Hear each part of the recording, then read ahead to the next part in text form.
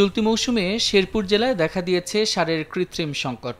সরবরাহ কমের দোহাই দিয়ে বস্তা প্রতি ২৫০ থেকে ৬০০ টাকা পর্যন্ত বেশি আদায় করা হচ্ছে বলে অভিযোগ কৃষকের। অযৌক্তিকভাবে উৎপাদন খরচ বাড়ায় খাদ্য উৎপাদনে নেতিবাচক প্রভাব পড়ার শঙ্কা তাদের। সার মঙ্গা, কামলা মঙ্গা, এলে দিয়ে সব লাগাইছি, এখন তো আঙ্গুর পড়তে হয় না। ৫০ টাকা আরো বাড়তি নিতেছে, তাহলে কৃষক কি মিলে করে কি খাবো?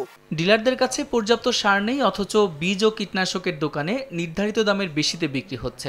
এমন অভিযোগ করে অসাধু ব্যবসায়ীদের শাস্তির দাবি কৃষকদের। ১০৫০ টাকা সার দাম ২,১৫০০ বলে যে সার নাই, সার সংকট।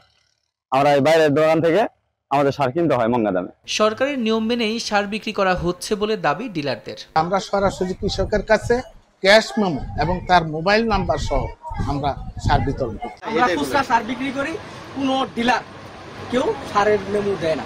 সারের পর্যাপ্ত মজুদ থাকার পরও যারা কারসাজি করছেন তাদের বিরুদ্ধে কঠোর অবস্থানের কথা জানান এই কৃষি কর্মকর্তা। যদি ক্যাশ মেমো ছাড়া কোনো সার বিক্রি করে, আমরা যদি কোনো অভিযোগ পাই, তাহলে সংশ্লিষ্ট ডিলারের এগেইনস্টে আমরা আমাদের সার আইনের বিধি অনুযায়ী তাদেরকে আমরা প্রয়োজনীয় ব্যবস্থা গ্রহণ করব। কৃষি বিভাগের তথ্য, চলতি মৌসুমে শেরপুরের ৯৩,৭২০ হেক্টর জমিতে আমন ধান ও ৫,৩৮৭ হেক্টর জমিতে শাকসবজির আবাদ করা হয়েছে।